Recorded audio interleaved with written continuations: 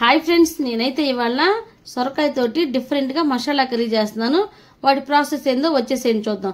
సొరకాయ తొప్పులు అయితే ఫీలర్ తో తీసేసుకుని సన్నగా కట్ చేసేసుకుని ఒక ప్లేట్ లో తీసుకున్నాను. అదే ప్లేట్ లో ఉల్లిపాయలు పచ్చిమిరపకాయలు కూడా కట్ చేసేసుకుని పక్కన పెట్టేసుకున్నాను అనమాట.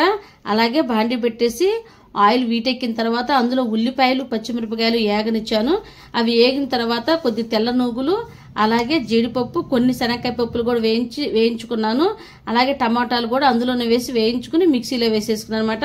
కొద్ది జీలకర్ర, చిన్నులపాయి మొత్తం కలిపేసి మిక్సీ పట్టుకున్నాను. అదే బాండీలో కొద్దిగా ఆయిల్ తీసుకుని ఉల్లిపాయలు వేగిన తర్వాత మనం కట్ చేసి పెట్టుకున్న సొరకాయ ముక్కలు అందులో ఉప్పు పసుపు వేసి కాసేపు అయితే మగ్గనిచ్చాను.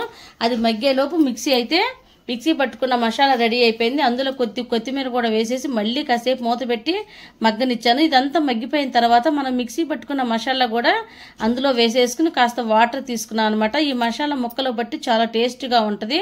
అందులో రుచికి సరిపడినంత సాల్ట్ అయితే తీసుకున్నాను. కొద్దిగా కారం వేసుకున్నాను అనమాట. వేసుకుని కొత్తిమీరతో గార్నిష్ చేసుకోవటమే.